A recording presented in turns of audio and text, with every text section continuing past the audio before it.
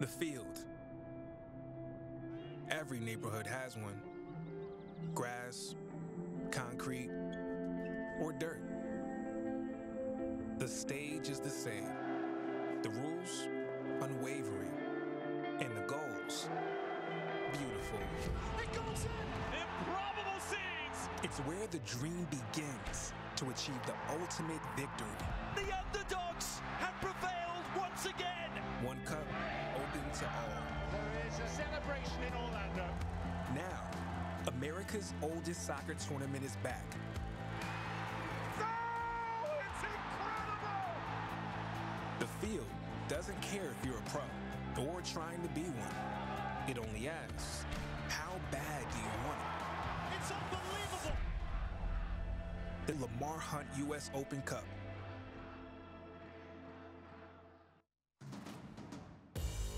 We started with 99. By the end of tomorrow night, we'll be down to 16, but it's time to begin the round of 32 here in the 2023 Lamar Hunt U.S. Open Cup. Alongside MLS veteran Ricky Lopez-Espin, I'm Joe Malva. Happy to have you with us tonight on Golazo Network from Sportsplex at Matthews in Matthews, North Carolina. It's been a lot of fun already here in the Open Cup, and we have 8 games today, 8 games tomorrow in the 108th edition of this tournament. First played back in 1914. Missed a couple of years in there in 2020 and 2021, but we're rolling again, and it's the defending champions making their first appearance in their title defense, Orlando. They will have to contend with a newly acquired, however, Justin Meram of the Charlotte FC side, just brought in less than 2 weeks ago. Yeah, it's going to be very interesting. He's going to start on the left-hand side. Obviously, 3 games in with Charlotte FC, so look for him to get comfortable. Understand the tendencies for the players around him. Can beat you 1v1, can beat you through combination play. Get him in around that 18-yard box. It's going to be a very good day for Charlotte FC. Very slippery player, Justin Meram. And in 2019, when he won the Open Cup with Atlanta, he played 5 games. He had 3 assists. He was one of their driving forces in winning that title. And one of the driving forces for Orlando in the potential title defense might be Duncan McGuire. He shares something in common with you, going to Creighton, also scoring plenty of goals. He's got 3 already in his rookie season. Yeah, he's been terrific for Orlando City. The ability just to stretch the opposition. He likes to make these darting runs, start centrally, pull it outside back or a center back with him to give the players underneath him to operate, the room to operate in. Duncan McGuire, clinical, get him in around that 18-yard box, asking questions of Charlotte FC. If you're Oscar Pereira, he's going to be the focal point here tonight. And here are the other 20 players out there with Meram and McGuire. And you look for Charlotte FC. It all comes down to that middle 3. Going to play a 4-3-3, but it all comes down to Bender, Bronico, or Hagar. You might see Jones go in as a double pivot, but how quickly can they get on the ball, play at their tempo, move the ball from left to right for Orlando City?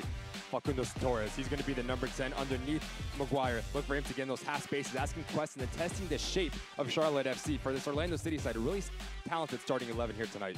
It is something different for Orlando tonight. You see a lot of that baby blue and white because for the first time in a long time, Orlando's on the road in the Open Cup. The draw has been in their favor for quite a while. You have to go back to the round of 32 in 2019 for the last time Orlando was drawn into a road game. And for Charlotte, some history tonight. This is their first ever home game in the U.S. Open Cup. All 3 of their matches last year on the road.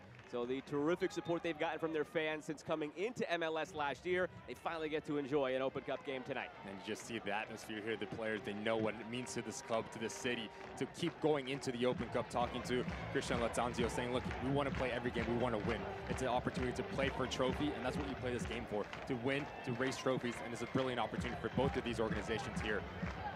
You don't have to do a double take. There is a team in purple. It's not Orlando. It's Charlotte in the purple and the light blue from right to left. And it's Orlando in the white with the purple fade on the bottom from left to right. Our referee time is Guido Gonzalez in the green.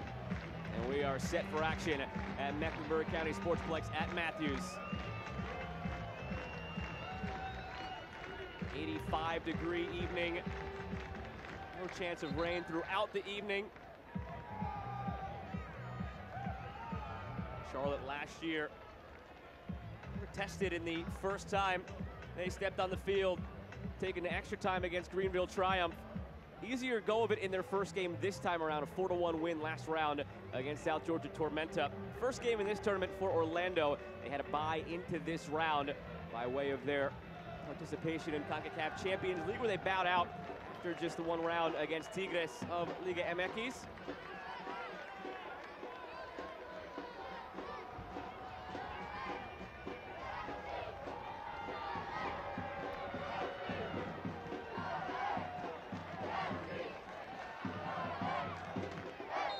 And for the first time at home, Charlotte FC is playing U.S. Open Cup soccer. And for the first time since 2019, it's a road game for Orlando as they begin their 2022 Open Cup title defense. Good to have you with us tonight on Golazo Network with Ricky Lopez-Espin. I'm Joe Malfa. First attack here for Charlotte. And already a stoppage, a player down back behind the play for Charlotte. Jones went down on his own. Less than a minute into this game.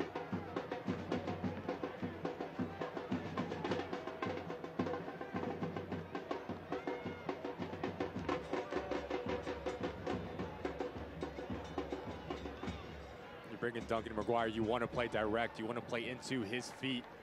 Let him hold it up. Eric Jones is a very big challenge for him to negate the striker as he goes up, falls very awkwardly on the backside. But good to see him up on his own power. Looks like he'll be good to go. Started his career as the 4th ever homegrown signing with Philadelphia Union. Eric Jones, one of those guys who feels like he's been around forever because he started so young and he's still just 26. Started back in 2016 with Philadelphia. Was just traded ahead of last season to Charlotte from Houston for $200,000 in allocation money, and we're back underway, and Jones is back out on the field. Amity Diop, this year's #1 overall pick in the draft. First touches for Jones. The quick little knock he took. Seen a lot out of him in the defensive midfield throughout his career. Drops in at center back here for Charlotte. Sent over the top, a good ball into the feet of Mackenzie Gaines. Out for a throw for Charlotte. That's really good pattern play there from Charlotte FC. As Capetti drops in, Gaines just gives you that vertical run to test the shape of Orlando. Those relationships on the front line for Christian Latanzio needs to be spot on, pulling players out of position. Long chase to get there for Duncan McGuire. Won't get there. Christian Latanzio has some cup experience in his past, not necessarily U.S. Open Cup. Shared a fun story with us about his time when he was with Manchester City going on the road to Luton Town at the time. And this is 2013, back before Man City really became what they are now. And he said it was one of those days where you just go on the road, maybe you didn't have your full lineup, but you still found a way to get the 1-1 draw and saw how much it meant to all the players and the fans playing cup soccer. They go back home, then they win in the replay. And there's no replay here. We're going to figure out who wins this on penalties if need be tonight, if we get all the way there. But just that was his first real introduction to the magic of a national cup. And he's very excited to bring that now to Charlotte at home for the first time. Yeah, as a player, as a coach, an organization, it's the opportunity to compete, one and done. Put your best foot forward and live to see another day. That's the beauty of the Open Cup. Watch out. Turnover from Orlando. Here's Ben Bender, last year's #1 overall pick. Bender finds time. It's deflected in front. Nobody there, just over the head of Justin Meram.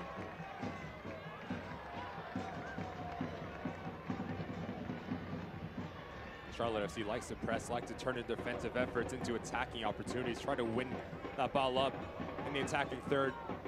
The back line for Orlando City is going to be a challenge to play out of the back and clean. Giveaway here from Charlotte into McGuire. Pardon me, for Olsen. Another player down for Charlotte. Seen back-to-back giveaways both ends in the defensive third from these teams. Sobochinski down this time. We've seen both of the center backs down now tonight. Jones first, Sobochinski now. We've talked about playing clean out of the back. It's a uh-oh moment here from Bronico. I think if you're Thorlson, you can't take the second touch. That gives the time and space for Diop to come and close down that space. You have to hit that one time. The ball from Torres has information on it as it just rolls us into the path. Take it one time, open your hips. Give credit to the back line for Charlotte FC. Closes down the space and denies the opening goal for Orlando City. Working on the left shoulder. Sobochinski, 23-year-old from Poland. At various youth levels for Poland, including U20s in the Under-20 World Cup back in 2019.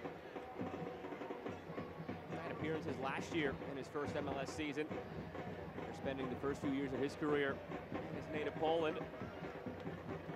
He's needed some minutes this year, has dropped down to MLS Next Pro with their new team, Crown Legacy.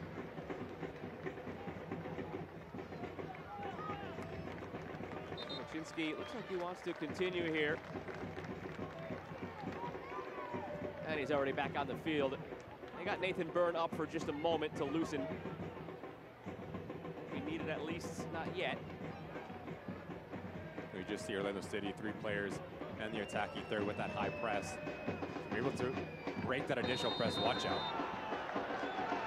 Schlegel, contact with the head. Enzo Capetti.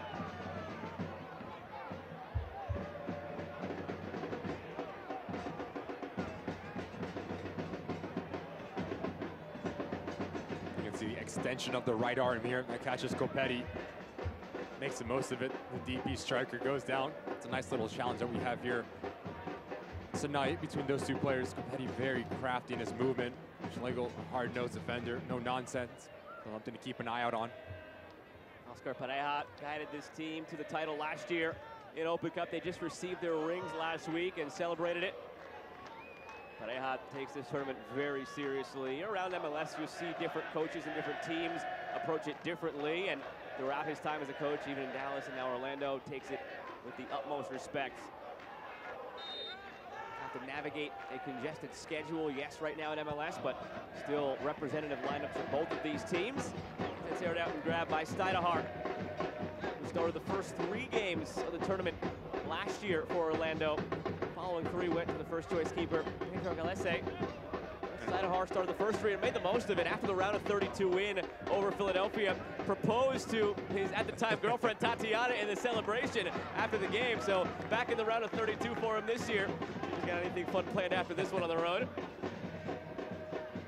And it's interesting, Joe, we talked about the front line for Orlando City, talking to the front assistant coaches, Oscar Pareja, saying like we're playing well, but the only thing that we've been lacking is scoring those goals, the feeling that the togetherness when you go to the corner to celebrate, those little magical moments that you get within a 90 minutes game. So it's going to be interesting to see how clinical can they be, because there's going to be opportunities for both of these sides. Who's going to be the more clinical in around that 18-yard box is going to be the difference. I've been happy with the defensive play. 11 goals allowed in the 9 games. It's among the better marks around the league. Offensively, it's been their struggle. They've been very up and down, Orlando.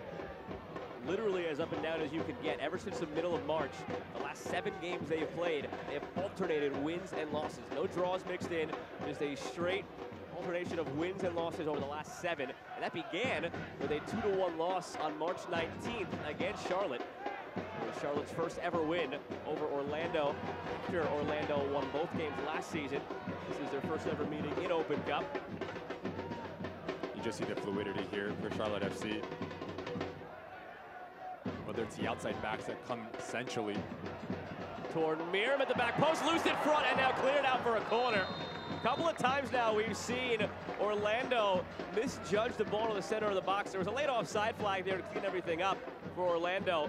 Second time now, it's just dropped in the middle of that box, and it seemed like they were not up to snuff on their communication.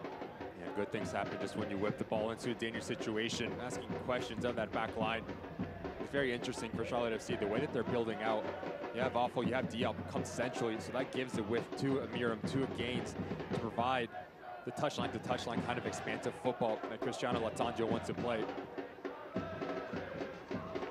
terms of rotation for Orlando City, picking up your man, not giving any sort of real estate for those wide players to go 1v1, it's going to be key. Bruno Torres muscled off. Sobocinski looks to be all right after taking that spill on his left shoulder. All the way back to Christian Kalina, who was the #1 keeper last year for Charlotte, had off-season back surgery in January, and just made his season debut this past Saturday. Only had 1 previous appearance in 2023. It was his first rehab start in MLS Next Pro. He's back there now. You figure into the mix as the #1.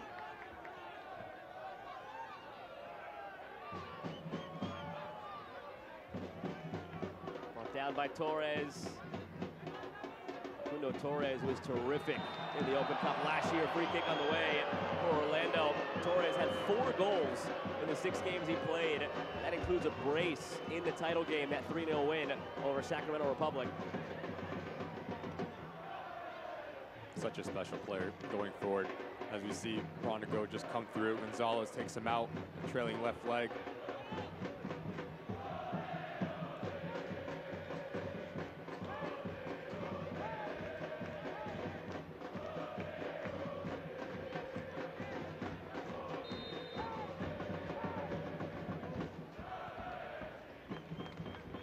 Floated in, top of the box, headed away. Now set long.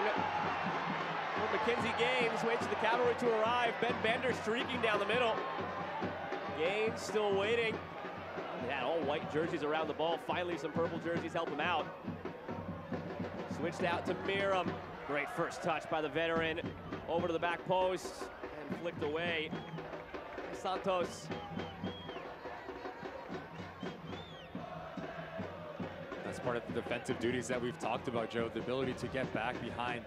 Transition moment for Charlotte FC. Oscar Pereira, you have to be extremely pleased with the recovery runs from your boys.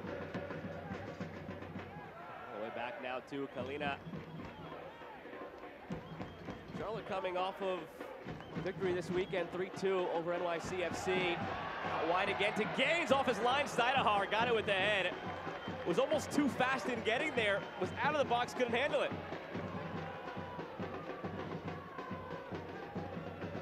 Gaines. Seen a lot of that ball on the right wing so far. Mackenzie Gaines, 25-year-old, in his second season with Charlotte.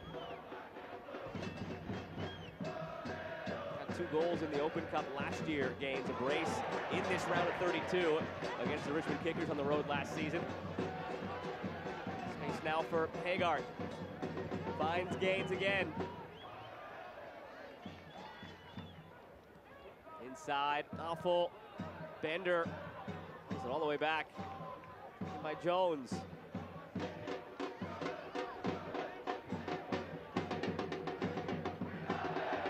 Out ahead to the edge of the 6 for Gaines, and it's saved by Steinahar.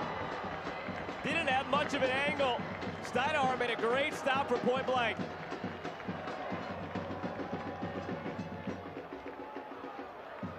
And we've seen how active Gaines has been in just going in behind. Look at the run off the shoulder of Santos. He never sees it. But if you're Gaines here, a bit of composure to sweat it across the Capetti. It's 1-0 Charlotte FC, but give credit to the goalkeeper for Orlando City. Steinahar comes off his line, extremely quick, extremely big to close down the angle and put it out for a corner kick. And he could have walked that in. Now from the corner. Nobody there, backside for Charlotte. And that was part of our chat with Christian Altanzio saying Gaines has done extremely well to get himself in those positions, but just the only thing that's been lacking for him is the quality, the execution, whether it's assists, goals. Just makes the wrong decision in that opportunity. You just see his movement causing all sorts of problems at the moment for Orlando City. Another part of that discussion was that Enzo Capetti is already about to miss a game in MLS due to yellow card accumulation. So we asked if we might see him tonight because he won't be playing on the weekend. And we got a little laugh out of Latanzio. He said you'll have to wait and see. And sure enough, their designated players up there top of the line. Already 4 goals and 11 starts this season. It's a very congested month of May for both of these teams. If Charlotte gets by tonight, there'll be another round of Open Cup for them this month, which means over the next 3 weeks, they will have 5 more games to play in 21 days. So Capetti maybe otherwise would have been rested tonight, but he's going to miss this weekend anyway in MLS, so get him out here tonight. That's not only a challenge for these players week in and week out, but also the coaches to see, have that balance. Who's going to be fresh, manage minutes? How do you kind of negate this whole thing with so many games, such amount of time? You put President over, Open Cup, MLS, whatever, maybe USL players. It's so interesting. It's a fascinating tournament. Very late whistle for a free kick here in favor of Charlotte. Chatting with Orlando about just that. They're in the same boat. They have 4 games over the next 17 days, which becomes 5 if they get the win tonight. So they have to navigate that same difficult terrain of schedule congestion as Charlotte. You just see it, a little bit of sloppy touch here. As Bronico comes by, it's Felipe, sweeping left leg that catches him. I do think it's a big challenge for Felipe Araujo, 2 center pivots for Orlando City. You can't get caught on the same plane or same side of the field. The overloads that Christian Latanzio wants to play in. Inserted fullbacks, Bender, Hagar, and Bronico having all sort of success.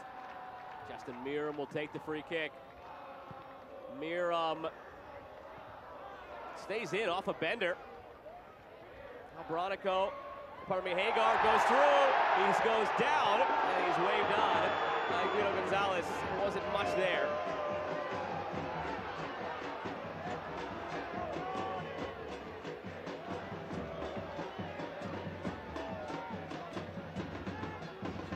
Here's awful. Bronico. A couple of difficult touches in the middle there, Bronico. Give the ball away or put himself in a tough spot. He's been clean through 15 minutes. Diop. You just see awful playing as a pivot right in front of that back line. Overload the center channel. Charlotte FC at the moment. We're going back the other way. If you can force a turnover for Orlando City, there's tons of real estate to go into the gap that awful leaves. So looking for that movement off the back end from Maguire or Torres.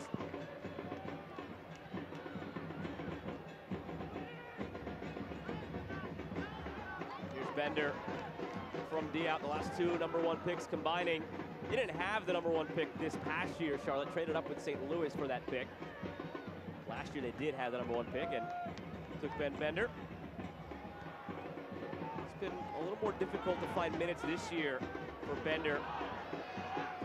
Here, but no call one cleanly.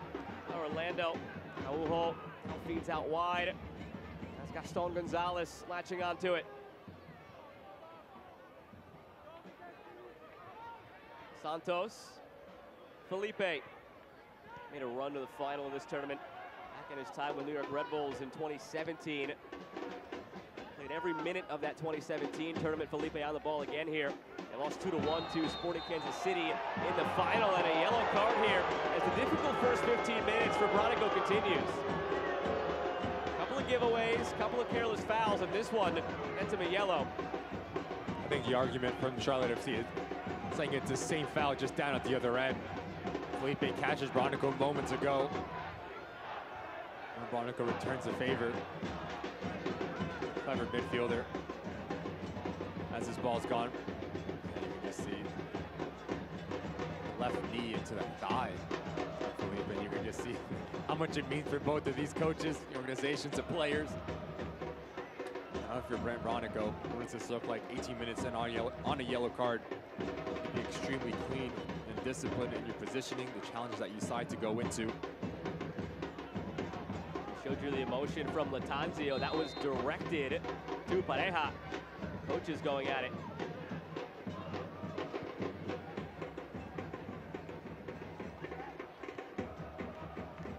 Here's Diop. Bronico cleared ahead by Soboczinski.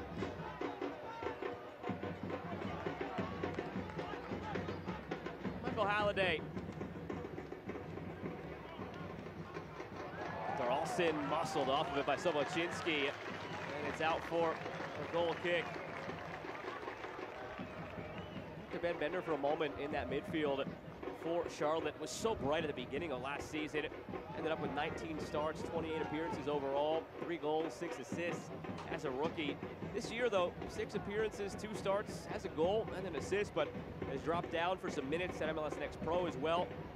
Hasn't seen the same role as Charlotte continues to evolve now in their second season. More players brought in, a little bit of a different look as far as the overall makeup of the roster.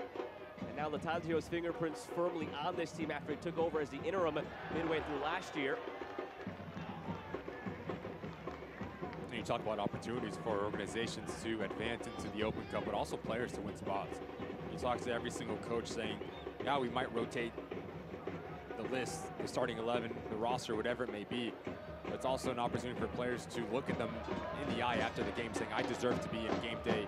Whenever you put the roster into pen, for a player like Ben Bender, what a terrific opportunity to get back into the starting 11. Same goes for Gaines now in the box again. Gaines saved by Schneiderhart.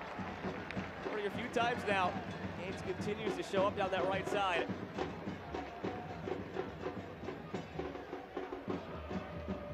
You're Oscar Pereira, you're going to want to get on the ball just a bit more. Under a lot of pressure at the moment, 20 minutes in, it's been one-way traffic. You're looking for the players in the center of the pitch. Felipe Araujo, the experience that they have. Take the sting out of this environment. The Charlotte FC attack, get your confidence within the team, move the ball from left to right. We haven't said Torres at all. Gonzalez, Maguire, special players on the attacking end.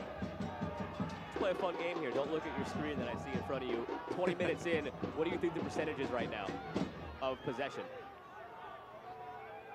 82 for Charlotte. Close, actually. 79 for Charlotte. They have totally controlled the first 20 minutes here. Last time I tried playing that game with you, you looked right on your computer and ruined it.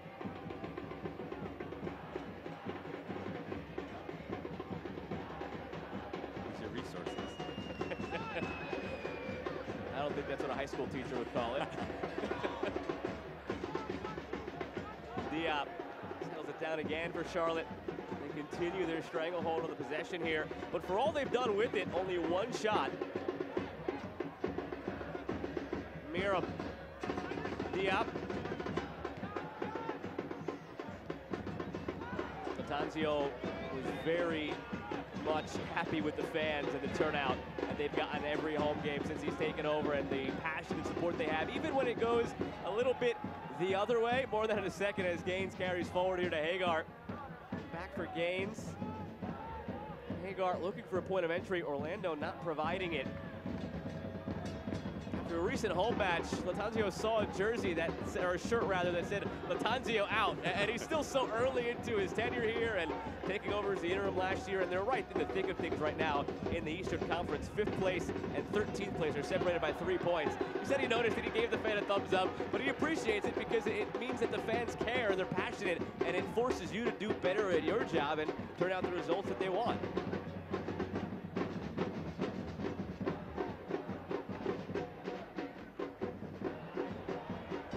Jones goes down. A penalty shout for Charlotte. Not much there again. It was awful, rather, that went down.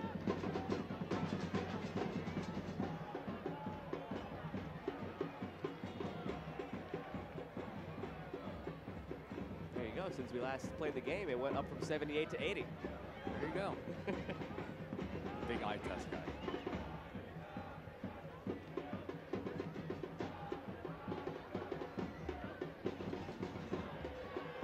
Jones. To keep it, wins the throw. Once again, that's Araujo coming all the way towards the touchline. So if you're Charlotte FC, if you can shift Orlando City towards one end, go back the other way, with a player like a Ben Bender that plays in that half pocket, there's going to be tons of real estate to operate in. So just the spacing between that middle three, Bender, Bronico, and Hagar, needs to be spot on. I really like what Charlotte FC is doing at the moment, just overloading the center channel with the insertion of an Affle over Diop, whoever it may be.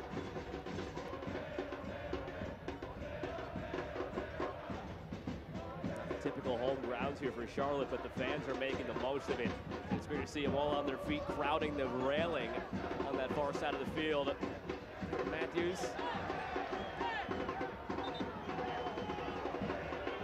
Even their MLS Next Pro team, Crown Legacy, has drawn a crowd of the supporters in the games they've been playing. So whether it's MLS US Open Cup or third tier MLS Next Pro, these fans support it. They're out in droves.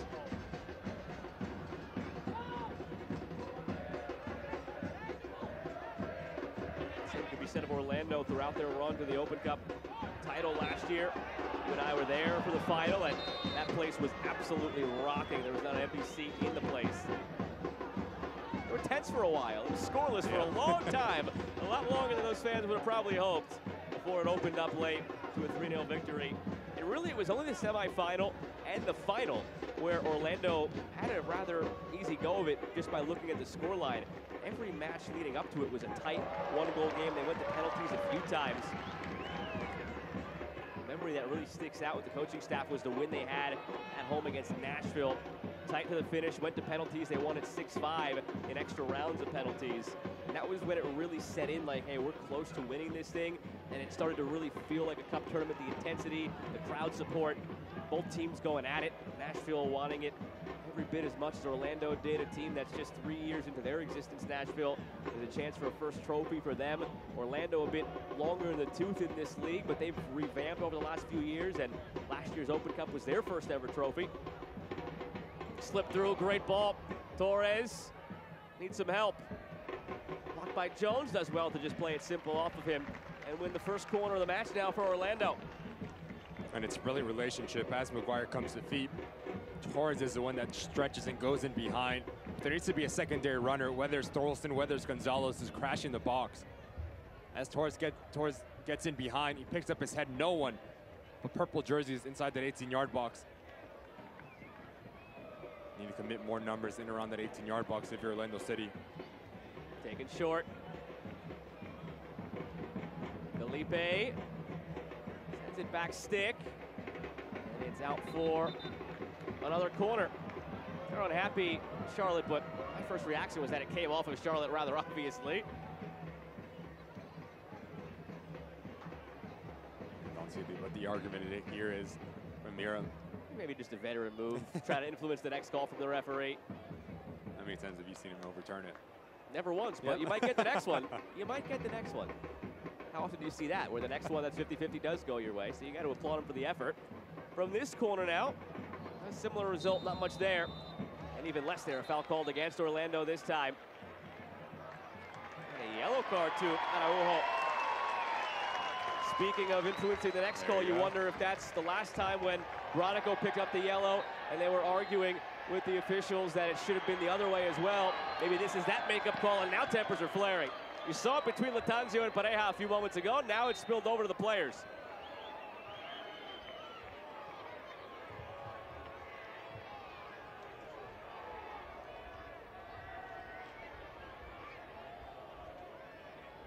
Justin Miram called over for a chat now. Peter Gonzalez. Take a look at how this all started. As the ball comes in centrally. It's a high arm there from Araujo that catches Sobachinski. And it's a bit jawing after between Miram and McGuire. Managing emotions for both of these sides needs to be key. Just talking about what they're going to get for some barbecue later. Side of coleslaw, side of mac and cheese, whatever your pleasure.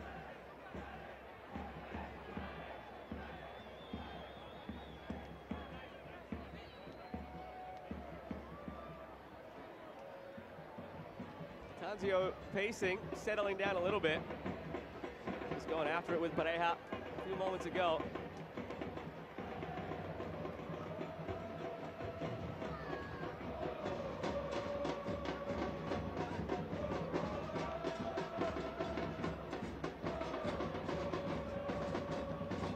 Our director is actually from Carolinas, and he knows exactly where these folks are going later, whether it's Bojangles or for some barbecue.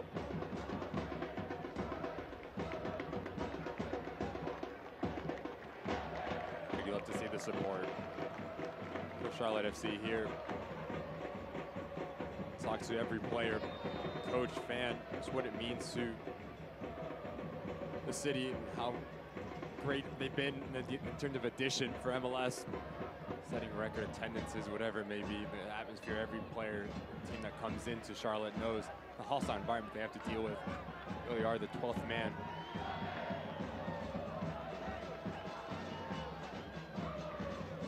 One other match kicked off the same time as ours. That was Inter Miami hosting Charleston. They're also scoreless.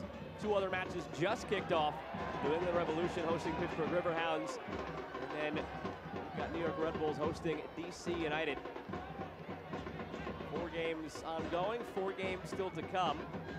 Chicago hosting St. Louis, Minnesota hosting Philadelphia, Monterey Bay hosting LAFC, and then Sacramento, last year's runners-up, hosting Colorado Rapids.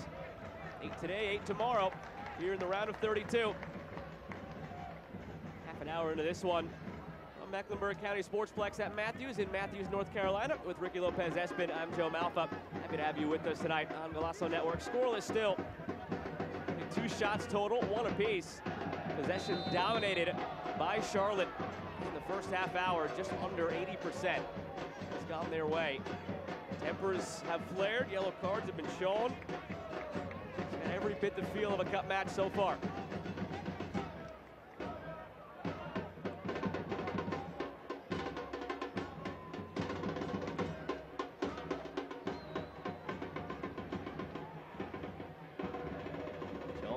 himself into a corner here. Almost lost it to Torres. Does well to win the throw. Fans dive deeper into the thrills and drama of the Lamar Hunt U.S. Open Cup. Join the conversation on Twitter and Instagram at Open Cup and on Facebook at Official Open Cup.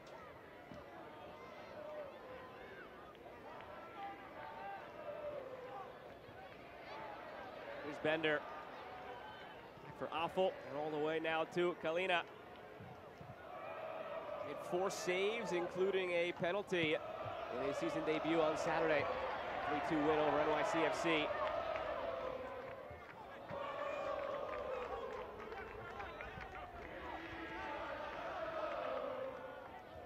Araujo looking long. Down by Gonzalez. Affel cuts him off. And back to Kalina, very comfortable playing with his feet.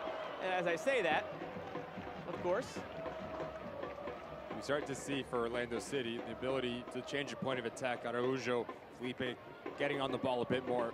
By result, you see Gonzalez and Torres finding those half pockets in between lines. For Oscar Pereira, you're going to see want more of those players picking up their head, breaking lines, turning their passing range.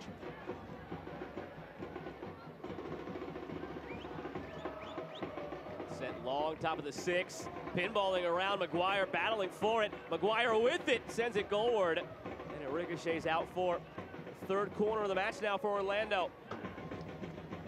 Just so opportunistic in and around that 18-yard box.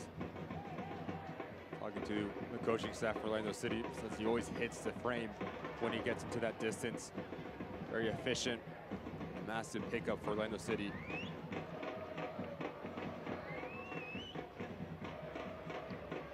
Felipe will take it outside of that run with Red Bull he had in 2017. Had a lot of Open Cup experience for the veteran as he swings this one in. Sobocinski gets his head on it for a Charlotte throw. The tournament experience for Felipe actually came in the Canadian Championship. He's had a couple of stints north of the border, Montreal and Vancouver.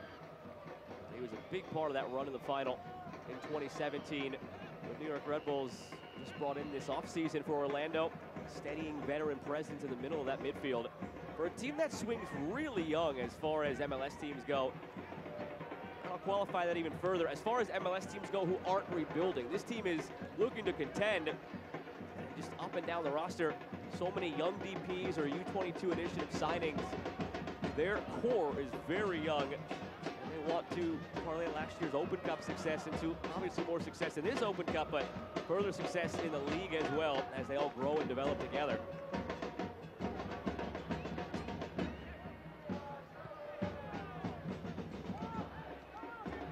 Dwyer, a big part of that young nucleus. 6th overall pick this year. Last year's Mac Herman winner. Collegiately for Creighton, where he really exploded out of nowhere. If you look at his stats last year versus his first 2 seasons, McGuire, he had 23 starts, 23 goals last year. Before that, he had 31 total appearances, 9 starts, 5 goals, 3 assists. And he averaged a goal a game last year, won the Herman, 6th overall pick. It just clicked for him at the right time. Really stands out about his work ethic, ability to do both sides of the ball, to press the defensive midfielders for opposition, force turnovers. And yes, he has the willingness to spin around and test and go in behind. You talk about bringing Felipe and the veteran experience that he has. When you have those players at the base of your midfielder, whether it's Araujo, whether it's Felipe, to know when and where to play the ball through Facundo Torres in between the lines makes a whole world of difference. Facundo Torres is very good at playing between lines, getting on the half turn. A player like Felipe that likes to play with those special players makes his job do a lot easier going forward. He's been a massive signing for Oscar Pereira in the center of the park. See, McGuire could turn around and say he played 1 less year, but you still have 7 goals on him on the Creighton all-time scoring list. Finished with 30, he had 23. It's funny, when I was, during my time at Creighton, I would work at Creighton soccer camps during the summer, and you get to see all the Omaha boys and Nebraska kids that come in that want to be a Creighton soccer player. And once he gets drafted, I text our assistant coach, his name is Michael Gabb, and say, hey, is this Duncan McGuire, the kid at camp? He goes, yep, he's all grown up. I remember him when he was 15, 16, and now leading goal scorer for Orlando City. It's terrific stuff. Kalina comes through, takes it off the head of McGuire, who's waiting for it.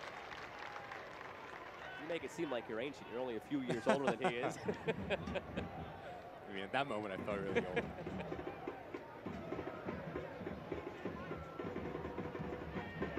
10 to go here in the first half. Still scoreless and holding.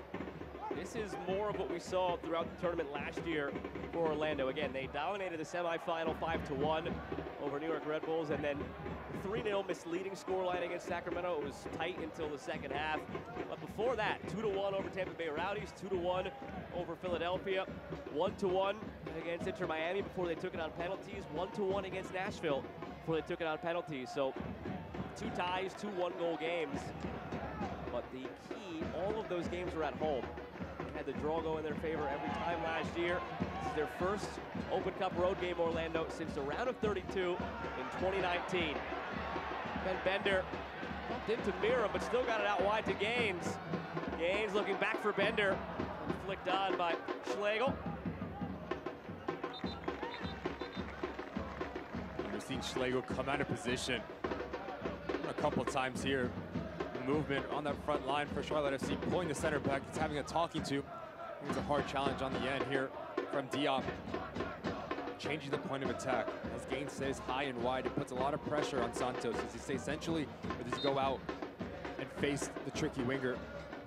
Charlotte FC, just that movement being extremely successful so far. Bender brought it down with a hand and negates the try. Crowd thought that might be the moment. Save was made anyway by Steidehart.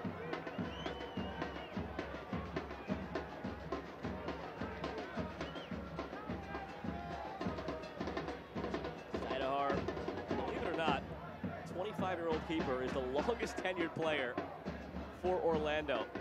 He signed his homegrown deal back in 2015, came up through their academy, has been in this organization for a decade. At 25, he hasn't really had many opportunities to be that #1. This is just his 13th appearance through it all with the first team. Whenever he's popped in, he's done well. Added them through 3 rounds of the Open Cup last year, including that first penalty shootout that they had against Inter Miami.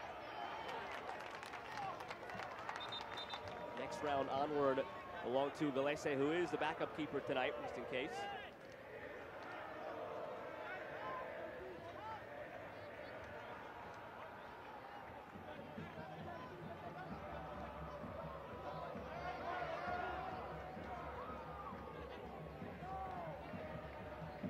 McGuire, Felipe, Hagar moves it along. Kenzie Gaines. Gaines still with it. It's been the brightest spot of this half, I'd say, for either team so far. Turns the corner, plays it in. That is drifting out for a throw.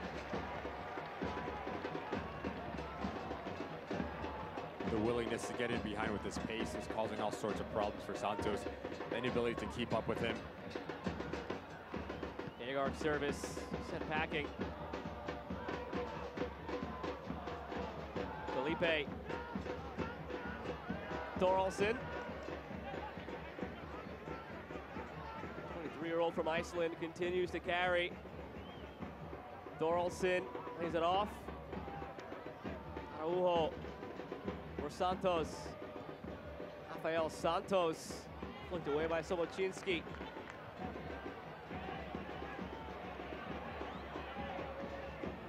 Hagar again. One of the feel-good stories of 2022, if you remember. Hagar last year, the story came out. He had cancer as a child, and back when he was in the hospital out in California, where he's from, Sasha Kleshin then with Chivas USA visited him while he was getting his treatment, gave him a jersey, took a picture with him, and then last year, in his home debut for Charlotte, it was against Kleshin's Galaxy, and they met before the game as opponents now 12 years later for surviving cancer. Hagar wins the throw here to the applause of the crowd. He worked extremely hard in the middle of the field for Christian Latanzio. Covers a lot of ground, connects it back to front, side to side, very steady presence. That middle three between him, Brant Bronico, and Ben Bender. I haven't said the name Capetti much. Hasn't been involved a lot atop the line, gives it away there. on the diagonal, and it looks like he's dropping deeper to the midfield to try and just get his feet on the ball, get involved a bit. Just hasn't found him the service through 40 minutes. And he's a number 9 that wants to get on the ball. He wants to be able to connect with the players underneath him, create. And also, if you're Christian Latanzio, you want him to stay high. You want him to occupy the 2 center backs, whether it's Janssen, whether it's Schlegel, to give those players underneath him the room to operate in. So as a number 9, yes, you get a bit frustrated. Ball starts. There's Ben Bender. Bender back for gains. And they finally find the service to Capetti, who's lurking. Top of the 6, there he is. Had his head on it. Couldn't direct it goalward and call for the foul as well. Well, those are the spots that you want your DP number 9 in. Just playing off the shoulder in around that 18-yard box. Getting paid to score goals. 4 goals and 1 assist already on the MLS season. It's a good ball in from Jones. You just see, again, Schlegel makes the most of it. Those 2 players going at it all first half. And he looks down on him. I don't think you can say what he was saying. Just a disagreement, I'd say that. 47 appearances, 21 goals with Racing Club in Argentina the last 2 years. They saw him, wanted him, got him. Signed this year as a designated player. 4 goals and 11 starts already for Capetti. Nickname El Tanque.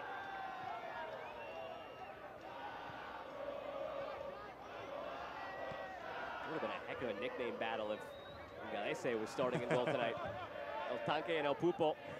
The tank and the octopus going at it. No offense, Steinehart. You don't have a nickname like that yet.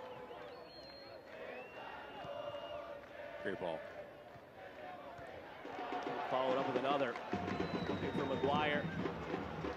Similar story on both sides. Capetti and Maguire just haven't had that service yet. As we near the end of this first half, and it's part of the reason why we still only have 2 shots in this game, 1 apiece. Those are little pockets of space that you want towards to get on the ball. Facing towards the opposition's goal. Just under hits that ball into Maguire, who's a willing runner to go in behind. Off the shoulder, Jones and Sobocinski. Defensively, for Charlotte FC, you can't fall asleep. When the ball gets by you, your job is not done. The back press, back track.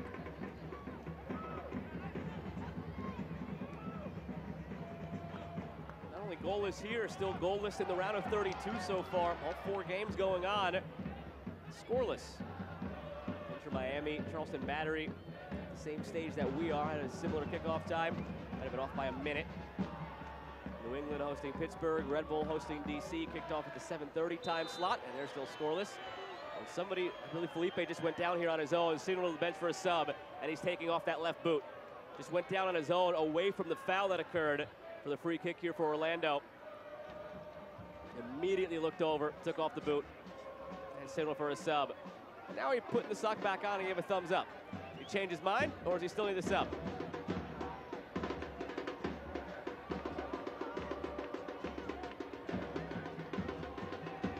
Oscar Pereira saying 2 minutes, so we don't burn a window here.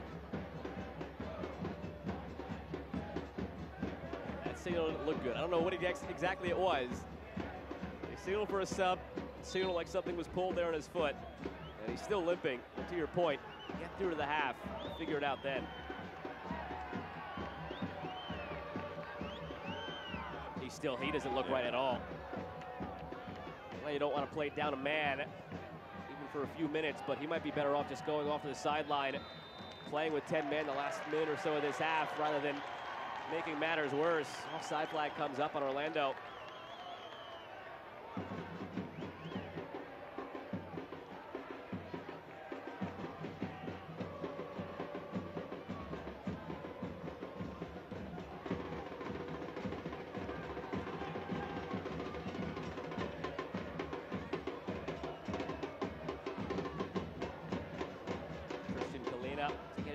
Play. 31 starts last year, 7 clean sheets. He's the unquestioned #1 keeper. Again, back surgery in January kept him out of MLS action until this past weekend. 4 saves at his return between the posts.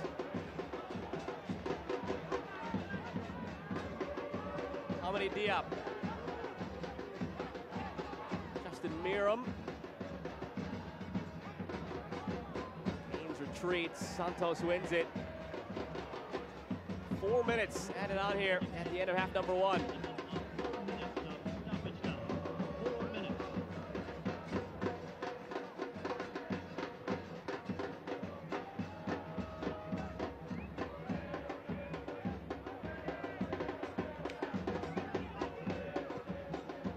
Ever since we played our fun possession game, it's been walk the other direction entirely. From 80-20 at the time in favor of Charlotte. It's back down to a more respectable 60-40 now, as Orlando has grown into this half as it's grown older. Not really threatening the back line or Kalina. Between the sticks for Charlotte FC. It's been very route one, changing the point of attack, trying to play into the body of Maguire.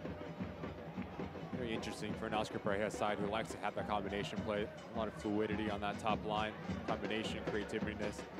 Really had that for Orlando City at the moment. Once again, it's Schlegel coming off the line and catches Capetti.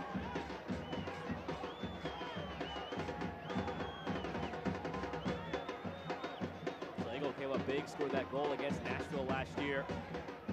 In that quarterfinal, 1-1 through 120 before they won it on penalties.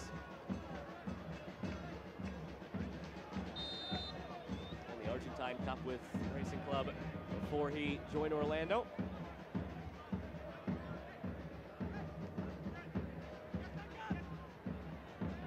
Bronico, Awful, and Hagar out to Gaines. Mackenzie Gaines serves it. Fell all the way through for Miram and steered out for a corner. Looked like Halliday ducked out of the way of it. But once again, as this ball rotates to the right side of the field, just the overload as Alpha comes centrally. Araujo has to make a decision. Do I step centrally with Alpha, or do I go wide? It's Haggard that gets into half space, plays the ball into Gaines, and now they have tons of real estate to flip the ball in. Really good high-level IQ soccer for Charlotte FC at the moment. Miram service just over the head of Capetti. It's still loose and now skied. Rafael Santos just got it out of harm's way any way he could.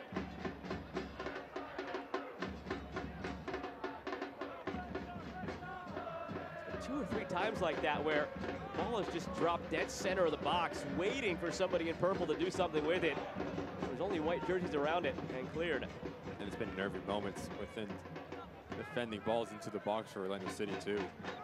The year Janssen, Schlegel, Holiday, Santos need to be better at winning your individual battles and take the initiative to not let the ball bounce inside that 18-yard box. The ball in the space here. Stone Gonzalez, Thorelson, Michael Halliday, curves one, backside, nobody there except for Kalina. 20-year-old Halliday signed his homegrown back in July of 2020 ahead of the restart after COVID. Didn't make his first team debut until late May of 2021. When he did, Halliday set the record for youngest to make that first team debut for Orlando at the time. 18 and a half.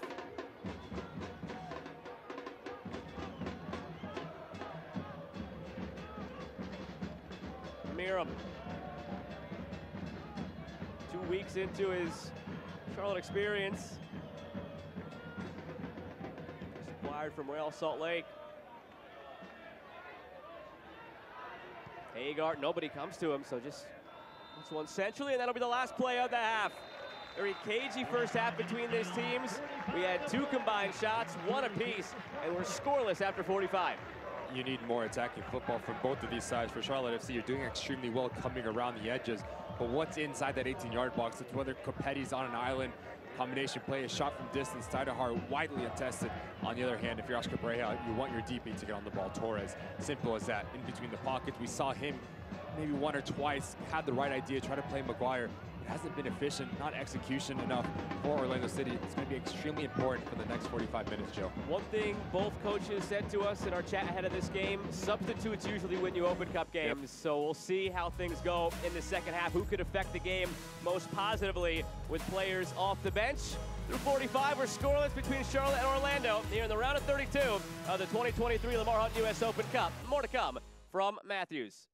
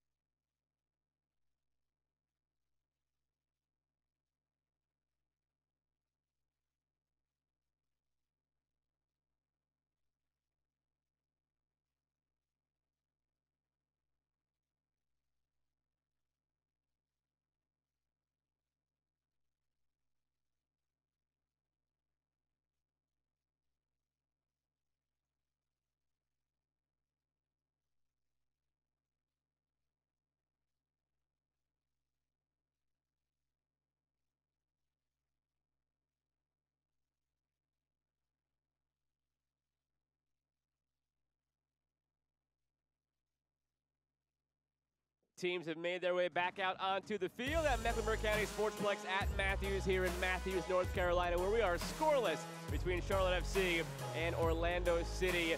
See if either team makes any changes to begin half number 2. We're going to see one at least here with Cartagena into the final instructions from Oscar Pareja. But first we take a look at highlights from half number 1, of which there weren't really many, Ricky, to be honest. Had 2 shots for these teams combined and 1 shot apiece within that. Yeah, it was very cagey. Probably the best opportunity for Charlotte FC was just this movement here from Gaines, just off the shoulder of Santos, but he needs to sweat this across the competitor. You can see the number 9 just begging for this ball across.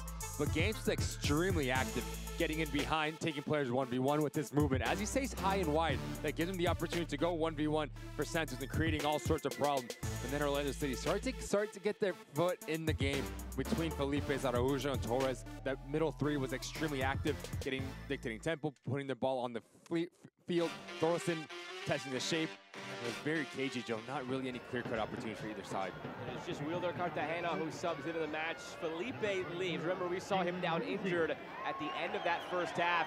He signaled for a sub, continued the last 90 seconds of the half, but now it has to be replaced as Cartagena takes his place. Charlotte in the purple from left to right. Orlando in the white from right to left. And we are underway in half number 2. Alongside Ricky Lopez-Espin, I'm Joe Malva. Happy to have you with us tonight. Well, round of 32 action in the 2023 Lamar Hunt US Open Cup on the Lasso Network.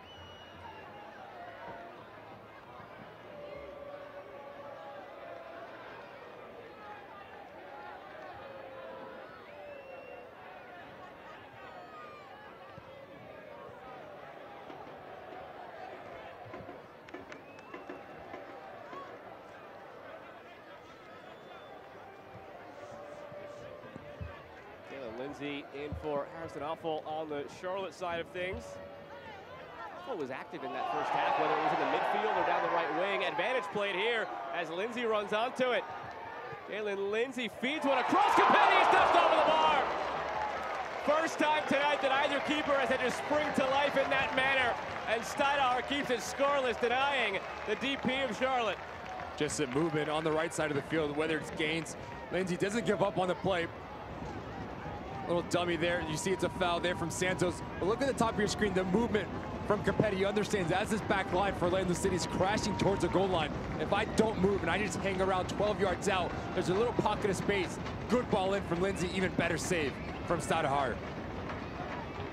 Miram from the corner. Flicked away. Out to Gaines. Miram will have a second crack at this. Now from a better angle. It's the same result. Back in from Lindsay, brought down in front by Capetti. He goes down, wants a call, and he's irate, doesn't get it. Shouting at Guido Gonzalez, our referee.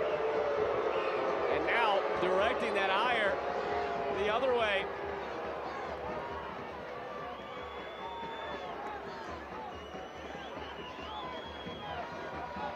Already more action here in the second half than we had in the first whole half.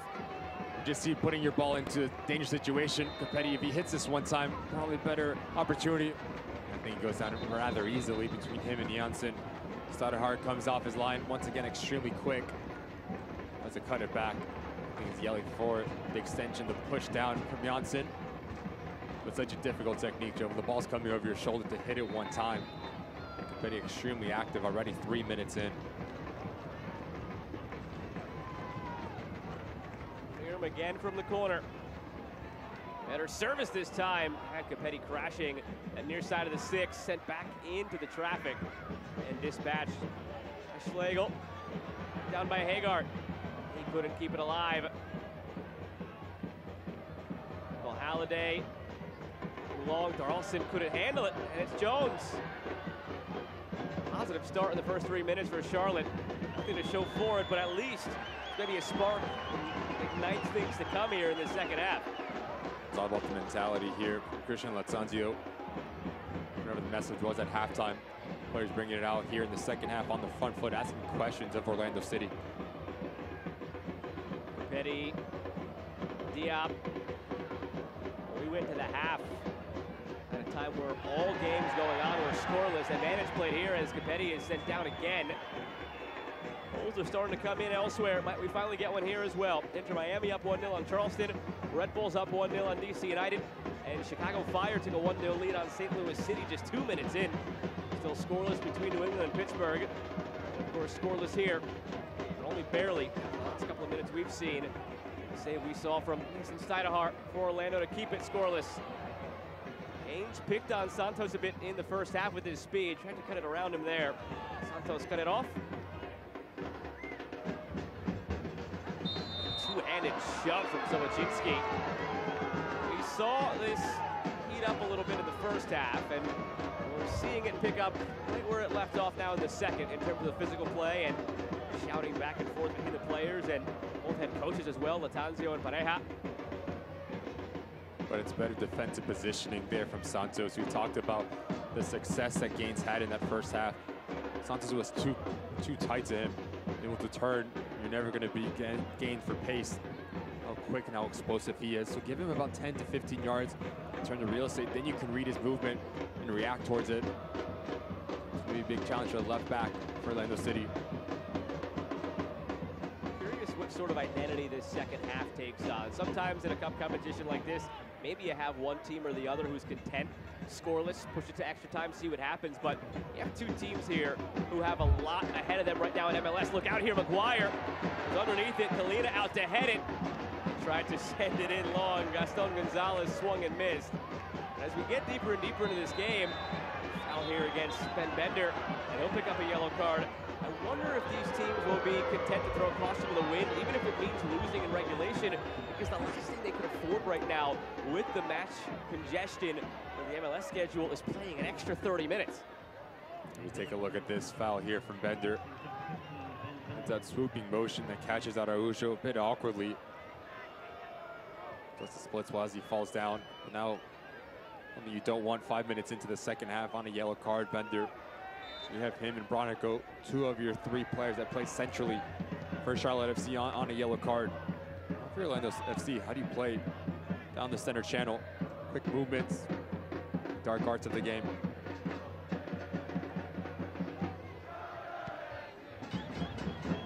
Heard both coaching staffs talk a bit about that, trying to take care of this in 90. Yeah. 5 more games over the next 21 days for Charlotte, which becomes 6 if they advance past tonight. 4 more games over the next 17 days, which becomes 5 for Orlando if they get past tonight. Part of the shortening of the spring and bunching it up because of Leagues Cup looming in the summer for MLS and the MX.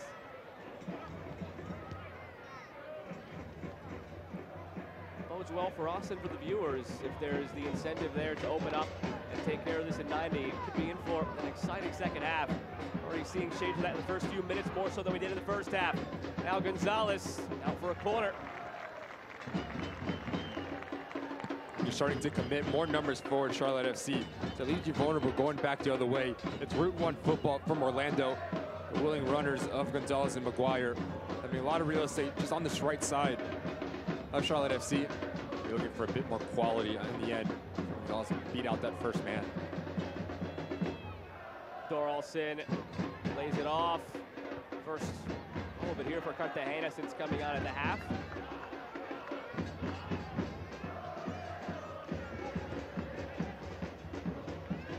Cartagena was part of the provisional World Cup roster for Peru in 2018. Didn't make the final cut. Just played for them in a friendly in March. Has 22 caps. Here's McGuire in the middle. Near him, backside. He thought he was fouled. Instead picked up by Gonzalez, looking for Cartagena. And cleared by Diop off of Orlando. Out for a Charlotte throw. Once again, Joe, you just see the gap between Lindsay and Sobocinski and Jones. It's too big. If you're right-sided right back, stay tucked in and compact. Let Orlando City go around you, never through you. It hurts you with the talent that they have on that front line.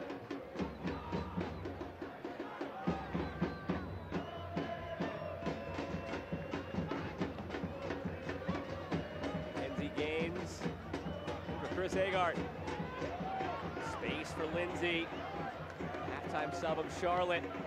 Lindsay back for Capetti. Too long in the hands of Steinhardt. Again, through 8 minutes, we've already called the name Capetti more than we did probably the entire first after, making it a point to find him, and he's finding those pockets of space now.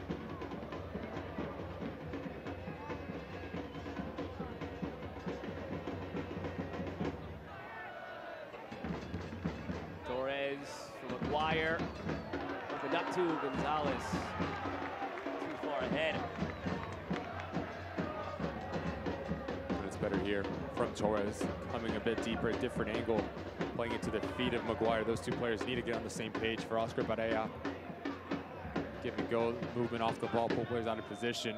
They're so unlucky. The ball's a bit too heavy for Gonzalez, who had a lot of real estate to operate in on this left-hand side.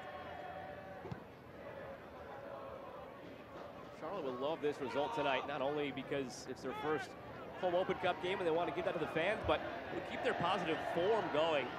After a rocky start to the season, the last 4 now, they've got a couple of wins. They have a draw, 1 loss in there, plus the Open Cup win. So the last 5 games in all competitions, 3 wins, a loss, and a draw. Right in the thick of things in the Eastern Conference. 5th place and 13th place, separated by just 3 points. They're right in the middle of that. 12th place with 12 points.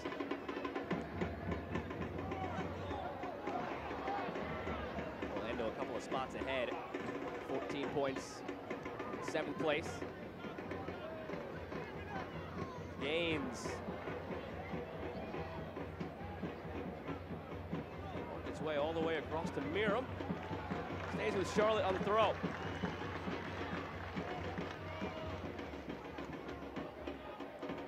Gaines has done so much tonight with his speed, but it's that final ball that's lacking for all the opportunities he's created for himself. Got a sense, though, all it's going to take is that one. Even if he misses 8 or 9 of them, puts him in flat the way he has. 10th one, if it's on Capetti's head, it's 1-0, and that's the difference. And that's a challenge for Christian Latanzio for Mackenzie Gaines. Is that you're doing extremely well to get to that final third. We need more productivity, whether it's goals, whether it's assists. He's such a busy player, the ability to stretch and test the shape of opposition. Go 1v1. He has everything in his locker, the young man. Now it's that final step, the hardest thing into the game, to put the ball in the back of the net or set up a player to do that. That's the next phase of development for Mackenzie Gaines. Miram with some intent here, trying to cut it back, and well defended by Cartagena to win it clean. Miram stays on the ground. That might be as much to elicit a call as anything else. He seems to be fine and getting right up. Call never came, and it looks like more subs are being discussed on the Charlotte side. Bottom right of your screen. It's an interesting one here for Orlando City. As Cartagena is more of a stay-at-home number 6. That gives the freedom to Araujo to advance into the attack as he sees fit. You have Torres in front of those 2 players. Very dynamic in the middle of the field now for Orlando City. Janssen, the captain, up for Santos. Kyle Santos, good ball over the top to McGuire. Here's McGuire, whistle blew. Call for the foul as he got past Obachinski.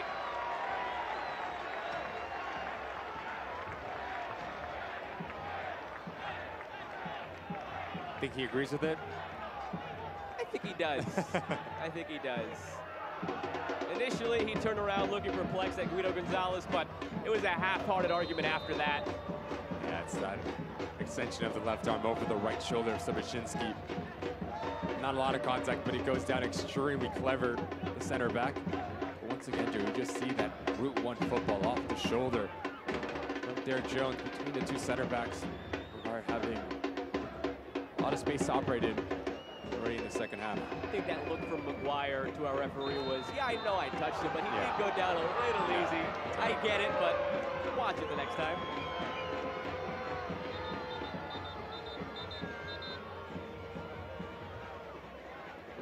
Capetti. Second time Capetti is going to conversation. Now it's Bender. He's going to be getting a final warning. He's on a yellow card. He needs to be extremely careful here. Bender not even looking at the ball, jumps into Schlegel. Bit of frustration there from the center midfielder. Walking a very thin line at the moment, the youngster is. Karol Świderski. He's pulled off the penny and getting set to check in for Charlotte. scored in the last round against Tormenta, subbed on for about a half an hour. He got his goal.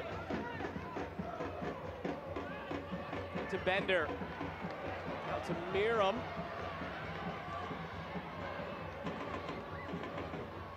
Justin Miram lays it off. Hamani Diop back for Miram. Just breaking down in the final third for Charlotte.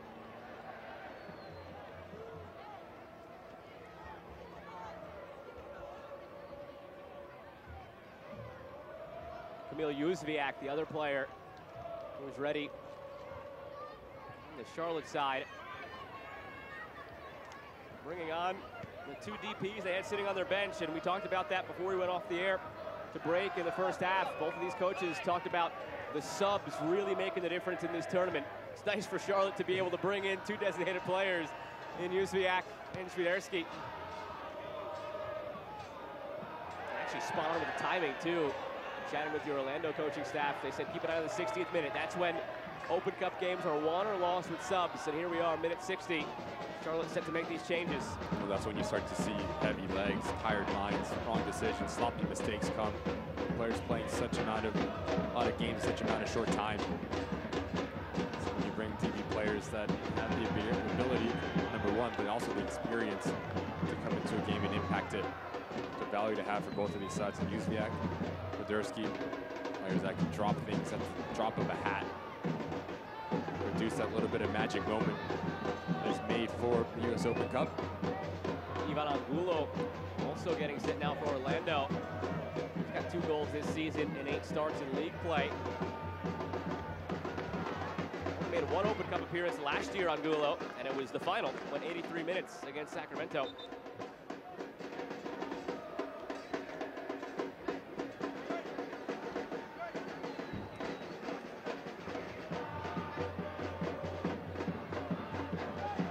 In for Thorolfsson.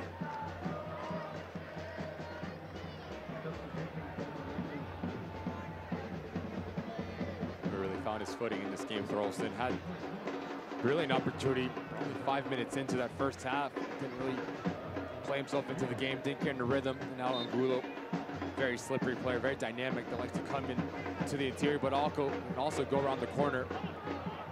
So quickly he can make his impact felt in this game. Jóźwiak and Świderski wanted to check in at that break right there, but not allowed to.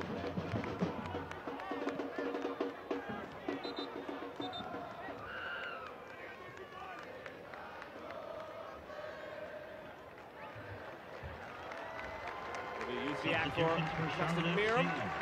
Replacing number 22, Justin Miram, is number 7, Kamil Jóźwiak. Oh, the crowd as he comes on. Replacing number 19, Chris Hagar, is number 11, Harold Świderski. Świderski for Hagar. And replacing number 32, Hamani Diop, is number 14, Nathan Byrne. Nathan Byrne for Diop.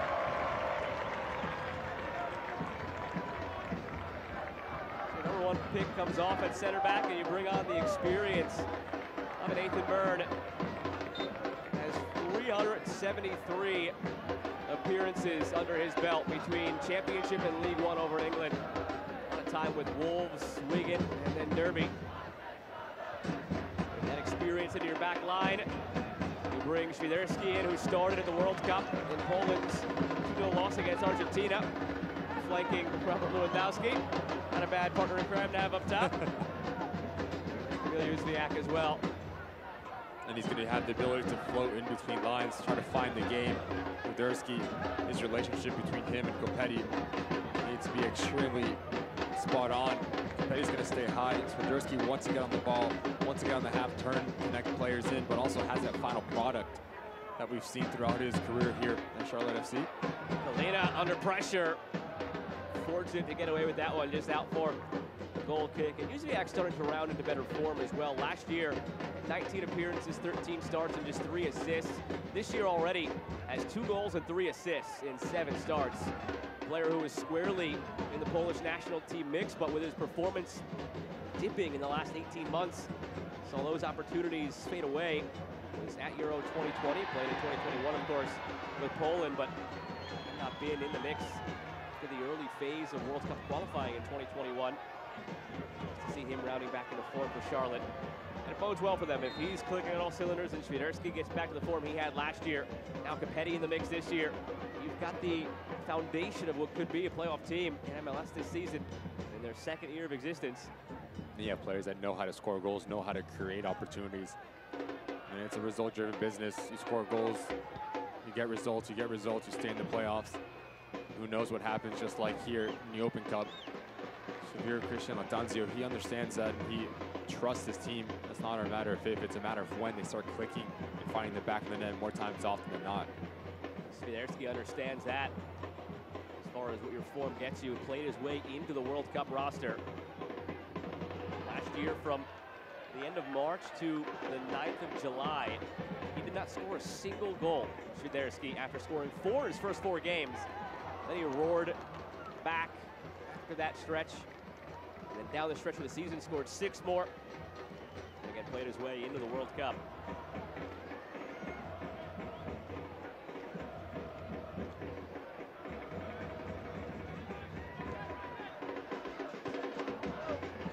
Nolan steps up. Świderski undercut. Good call. Gonzalez. By Jones. Jóźwiak.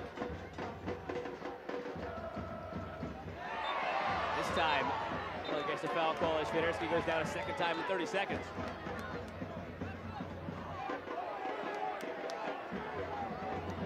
If you're a Charlotte FC fan, you want Świderski getting on the ball in those half pockets, just relieving some of the pressure that they've been under, inviting the contact that plays himself into the game. Gets him a little bit angry to take his game to that next level. I think the big question mark for Charlotte FC last year was he was a lone out number 9. When you have a player like that, that's not very, he can't do it. Not his go-to, playing with his back to goal. You bring a running mate like Capelli, Jóźwiak underneath him. Those 3 players on the same page in relationship can cause a lot of backlines nightmares. Allows Świderski to retreat back into that hybrid 9-10 role that suited him so well.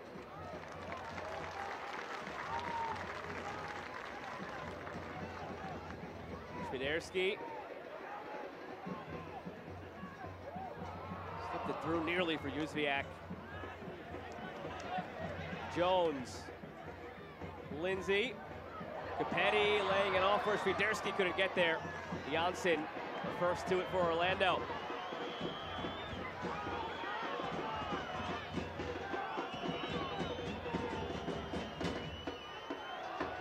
Gonzalez brings it down. Offside flag comes up.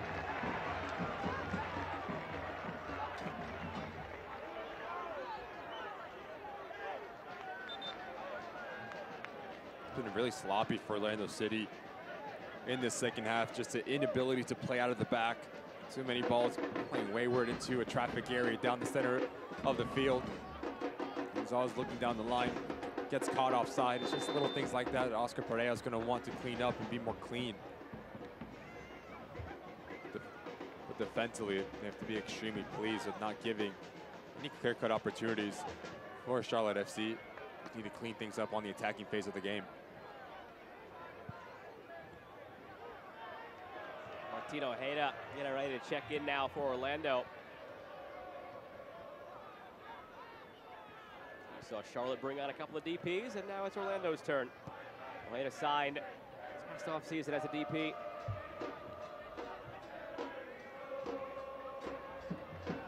Gonzalez pressuring that back line, and Solochinski gets it out to Świderski.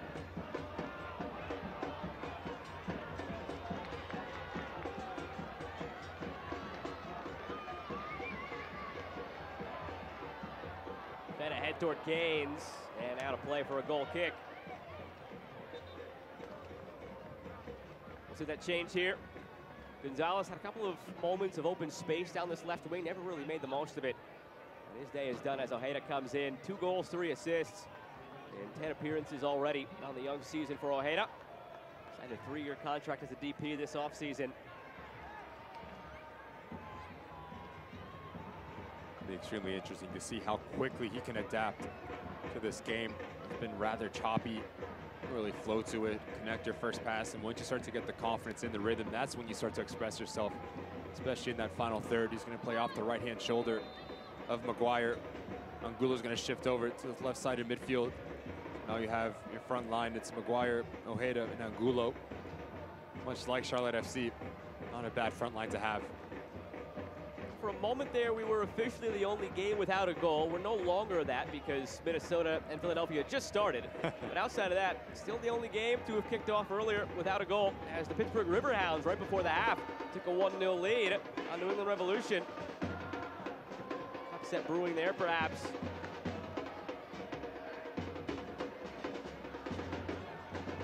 And 8 lower division sides remaining, all from USL Championship. Given away to Świderski, cutting in. Karol Świderski goes down. Play on. Jóźwiak barely through. Jóźwiak! Advantage was played, and they made the most of it. Charlotte goes ahead.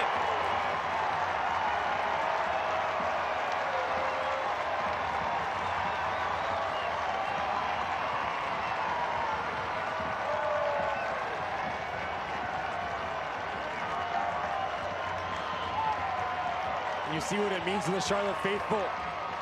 It's winning this second ball as Orlando City elects to go route one like they've done most of the second half. He gives Świderski the ability to have a full head of steam. He cuts inside. It is a foul on Schlegel. And then you have Jóźwiak, the never say no mentality, to not give up on this thing. He beats Steinhart off his line, and it's a classy finish. Up and over the goalkeeper who's coming out. You want your DB to make an impact, to come in and raise the level in terms of quality, energy, all the above. Charlotte FC 1-0 up in the 70th minute. His form continues. 7 starts, 2 goals, 3 assists on the young MLS season. Kamil Jóźwiak. And now we'll push the reigning champs on the ropes. First time Orlando has faced some adversity on the road in this tournament in 4 years. Granted, we missed 2 years in there in 2020 and 2021, but have to go all the way back to the round of 32 in 2019, the last time they had a road game. Ended up going through to the semifinal in that 2019 season, lost to the eventual champions Atlanta. Last year, home for all 6 of their games, ended in a trophy lift. Jones goes down, and Maguire, oh my goodness. He'll play that over and over and over in his mind the rest of the week.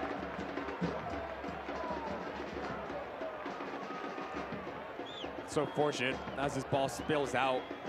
But if you're Jones, it's a big no-no, dribbling out of your 18-yard box. It's very awkward for Maguire. There's backspin on it. You just see his body's all wrong, leaning away from the ball, leaning up and over. That's why you see it go rise over the crossbar. Player of that quality, he knows he should do better, should be hitting the target. What a golden opportunity that is for Orlando City. Going the distance and lifting the trophy last year. He might be only 20 minutes away from bowing out early this year. Could have gotten that goal right back there, Maguire. Definitely did take a weird spin bounce at the end, but still would like to have done better. And there's no need to swing at it as hard as he did. Just pass it into that far corner. Looking at it 1-1. He almost had time to take a quick touch there. Nobody was around him. I think it just pops out and catches him, unable to get his feet underneath him. I think this game is going to open up now. The last couple half here in the second half. The goal changes games, the ability to express yourself in that final third with the insertions of the DPs that both of these sides have brought in. Here's Facundo Torres, now Ivan Angulo. Angulo back posts. A little bit too tall for Martin Ojeda.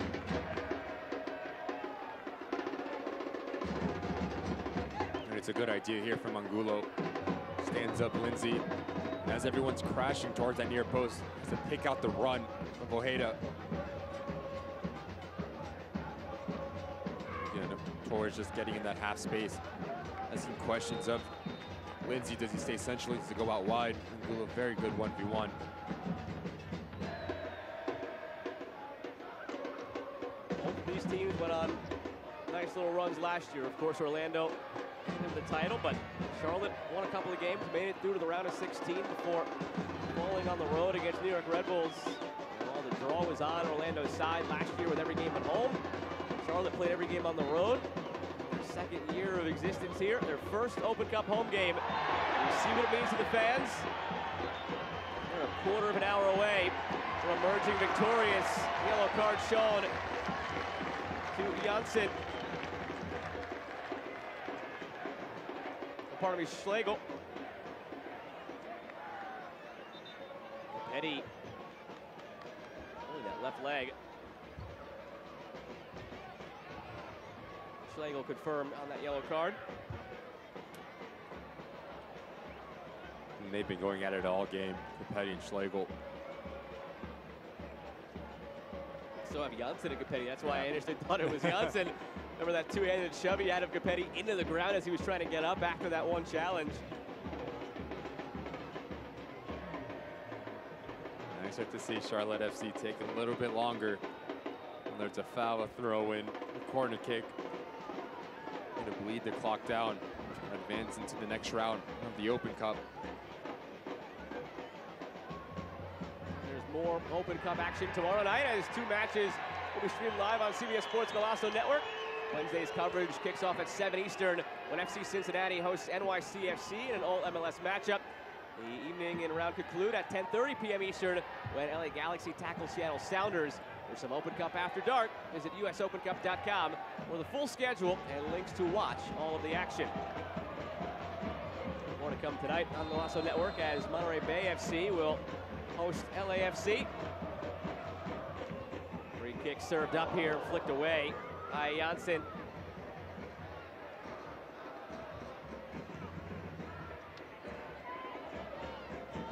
Angulo looking for the switch, out of steam. Sobocinski ahead to Capetti.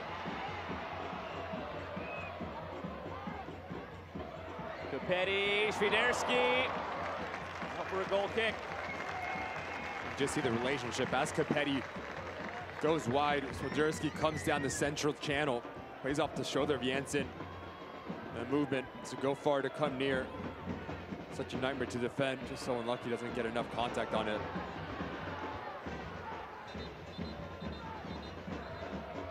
Awkward call of the foul there from Guido Gonzalez. Seemed like he thought the players were going to just police themselves and then remembered he had to blow the whistle.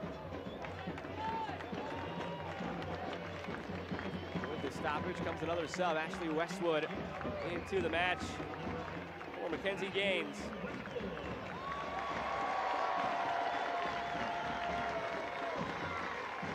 More defensive-minded sub here. As Westwood's going to sit in the center of the park, bring off the striker. Gaines so active, ability to create havoc, cast confusion. These questions of the opposition in that back line with his pure runs, willingness to get in behind and stretch the game. But that's Westwood getting on the ball, pulling the strings from the center position. He's going to play right in front of Brant Ronico. 500 appearances over in England. Aston Villa, Burnley, his two main stops, 5 years at each place. Over the last decade, Ashley Westwood, 286 appearances in the English Premier League, 12 goals and 32 assists. I'm sure he's keeping an eye on his former Burnley side. Relegated, but promoted again. Vincent Kompany into 100 points, and they're back in the Premier League.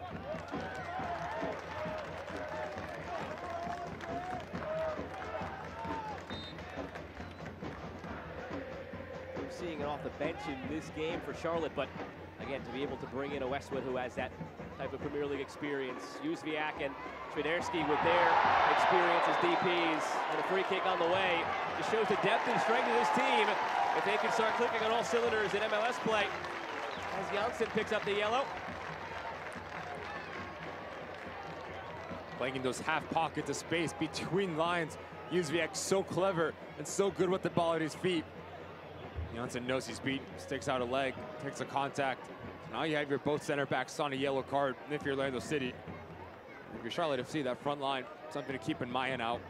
the movement, quick movements around them, combination play, pull them out of position, feel any sort of contact in around that 18-yard box. Play the dark arts, you go down. Now, as Swiderski sends over this, really an opportunity to test Stadehart. Has 2 big saves in this game, Stadehart. Swiderski. Drives one through, but in the end, nobody there. You have the opportunity for those to be very tricky. Aim for that far post. If no one touches it, can squeak in. If someone gets a deflection on it, it's a nightmare for a goalkeeper. Almost another careless giveaway for Orlando in the defensive third. It's how Charlotte scored the lone goal of the match so far. Swiderski commits the foul. 10 minutes to play before we get to stoppage time. See if the reigning champions can put up a fight just a bit longer in this tournament. Otherwise, a quick exit. A free kick on the way. This set piece might be just what they need because they have not found much offensively, aside from the gaffe of Derek Jones a few moments ago that opened things up for Duncan McGuire. She got woefully wrong. Haven't had much to speak of offensively in the second half. Set pieces are an unbelievable opportunity to claw yourself back into a game, like you said, Joe. When things aren't clicking, dead ball opportunity, just whip this thing into a dangerous situation, ask questions of Kalina and that back line to create havoc and confusion. You're aiming for right between that 6-yard box and penalty mark. Right, exactly where you wanted it, between the penalty mark and the top of the 6, but the purple jersey there first. Usually that's a good thing for Orlando, but not tonight.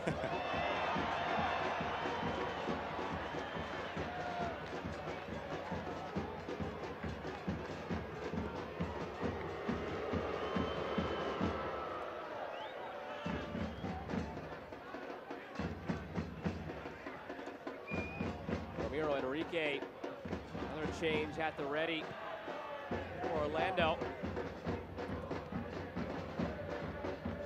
Here's Angulo.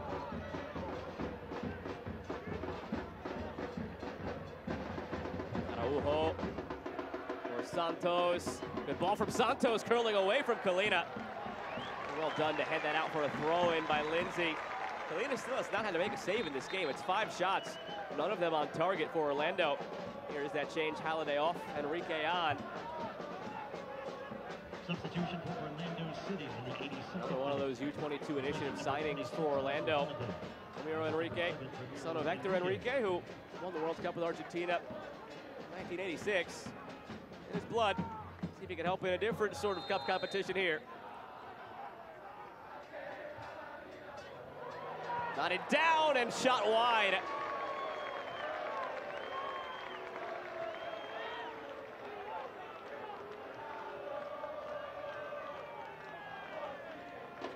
Unable to get his feet there. Torres, this ball pops out the second phase is always so important for attacking and defensively. To get his hips around it, much like Duncan McGuire's opportunity. His balance is all off, goes up and over the bar.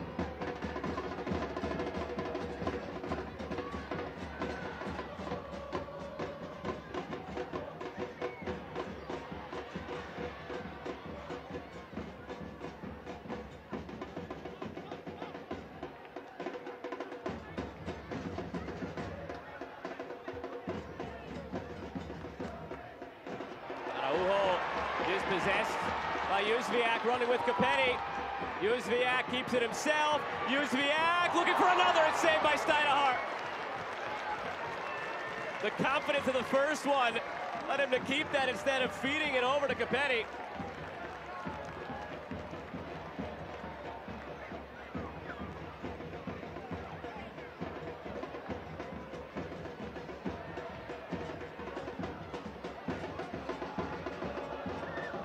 Santos inside.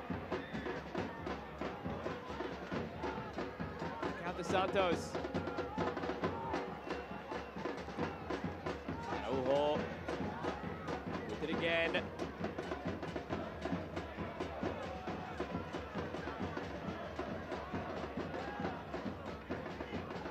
Santos, a little fancy with it, but wins it back. Araujo, try the right side.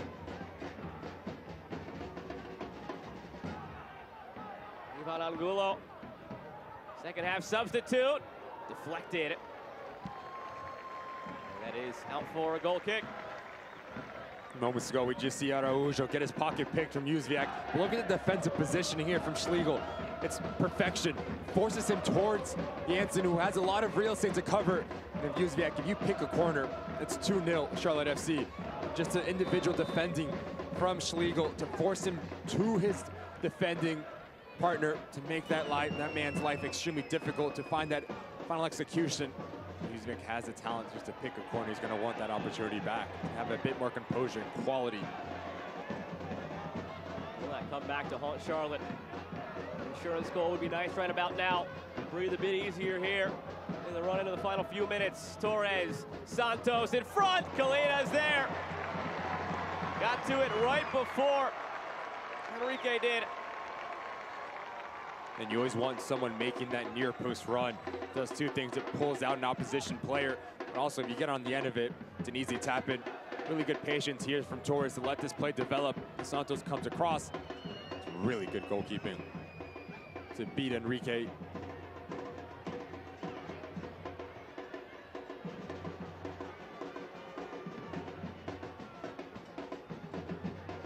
And to Maguire.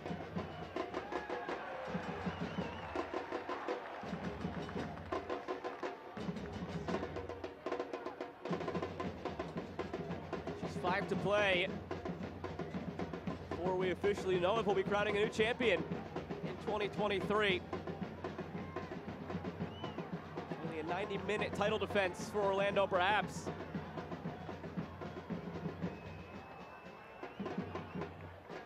Long toss, edge of the 6.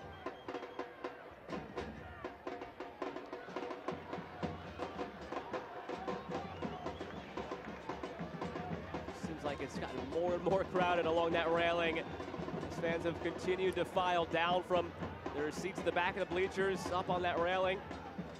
Also spread out more too. It was more concentrated to the middle. 50, 60 yards to the field, but now spreading out, seeing fans lining the fences all the way around both corners. Tension's there. You can feel it growing. Late stages here. First ever home game for Charlotte in this tournament. Can they hold on to it? The clearance in the end, cutting it out by Westwood. Yeah, terrific understanding. As everyone's retreating towards the goal line, do your defensive duties, getting in front of that trailing run from Orlando City. It's that experience you talked about, Joe, the experience of playing overseas in England. Terrific defensive work there from Westwood.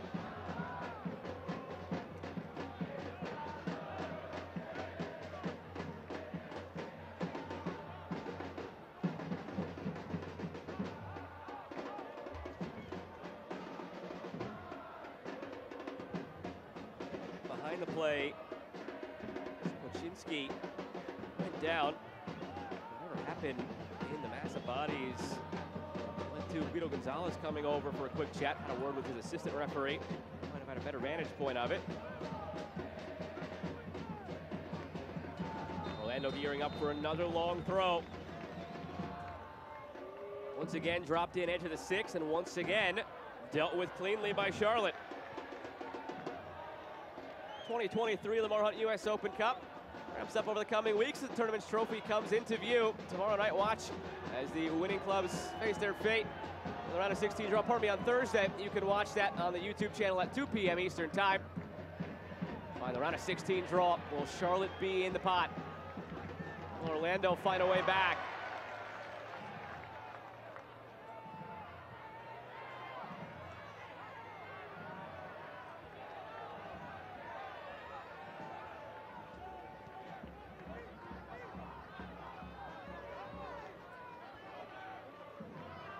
Santos, challenge put in by Jóźwiak. He has the goal, now he's working back defensively. You'll love to see that out of your DP hustling here in an Open Cup match.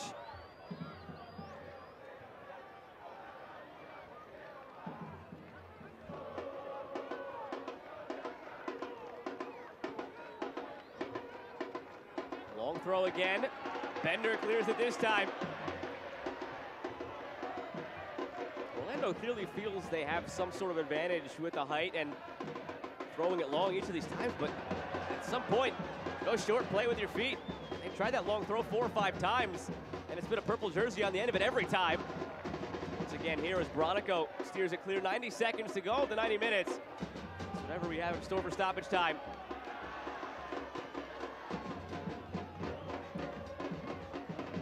Flicked on past McGuire. Angulo keeps it in.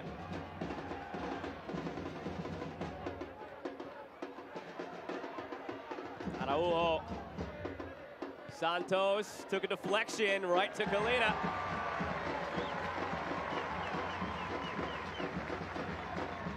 Scorelines have remained the same everywhere else. 1-0 Inter Miami over Charleston Battery into stoppage time. 15 minutes into the second half. Pittsburgh still up 1-0 on the road against New England. At the same juncture of the match, Red Bull home 1-0 on DC United. Up 1-0 at home on DC United. And Chicago still up 1-0 at home against St. Louis, with Minnesota and Philly scoreless through 20 minutes. Still 2 more games to kick off later tonight.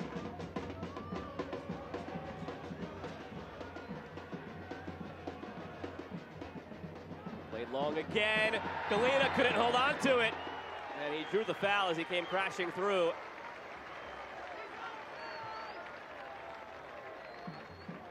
He's been really good tonight, Kalina. Very decisive when he comes off his line. His positioning has been top on. You understand that as Orlando City has 4 minutes plus here. Going to pump a lot of balls into that 18-yard box. That man right there, big challenge. If he comes off his line, he needs to be extremely sure that he's getting part of the ball. Don't want to get caught in no man's land at this moment in time. You have to be alert on a night where you haven't faced a shot on target yet. You might be called into question here, 92, 93 minutes into it. They have to spring to life. 9 shots, none on target for Orlando. Foul here against Capetti. Mentioned it early in the match that they expected him to play and possibly play 90. Meaning that he will be out this weekend due to yellow card accumulation in MLS.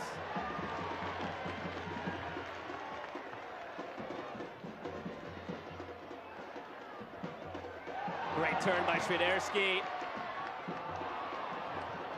It's Ben Bender that just holds his run up.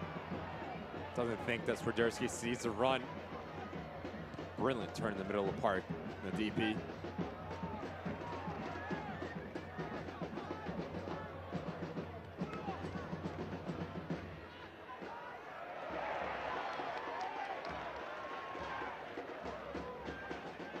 All the way back for Kalina. He's had to come out and field a couple of crosses. Play with his feet a couple of times, almost to his detriment one time early in this half. Hasn't had to make a save. Inefficient offensively tonight, Orlando. Again, 9 shots, 5 of those from inside the 18. None of them on target. Bender to the corner. Couldn't keep it there.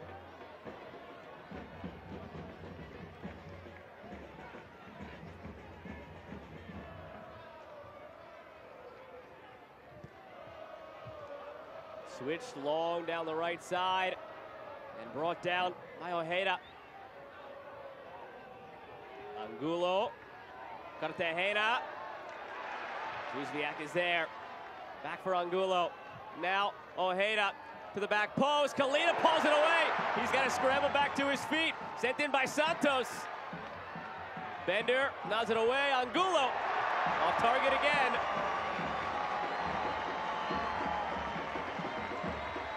And once again, Kalina answering every single question asked of him. But as we look at the recovery run from Jóźwiak to put this out wide, that first action. But if you're Orlando City, it's only Duncan McGuire inside that 6-yard box. As his ball pops out, Angulo, we talked about it all second half, gets his body all sorts of wrong, leaning back, goes up and over the bar.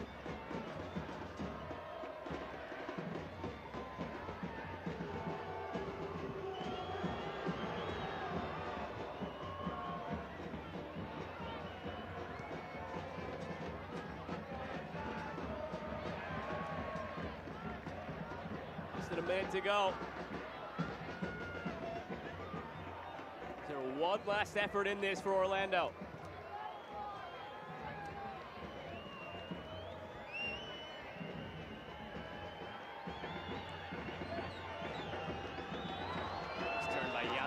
Sentry sliding by. Chance of the volley here, and that might hit the scoreboard, just wide of it into the wilderness. And that's the night in a nutshell for Orlando. Yeah, just a wrong decision here from Ojeda. Second phase, win that second ball, advance in the time and space to pick up your head, take a second touch, bring players in. You have to hit it extremely clean flush to beat a keeper like Kalina from that distance. And there's your final whistle. There will not be a successful title defense in 2023. In their first ever Open Cup game at home, Charlotte FC knocks off your reigning Open Cup champions, Orlando City.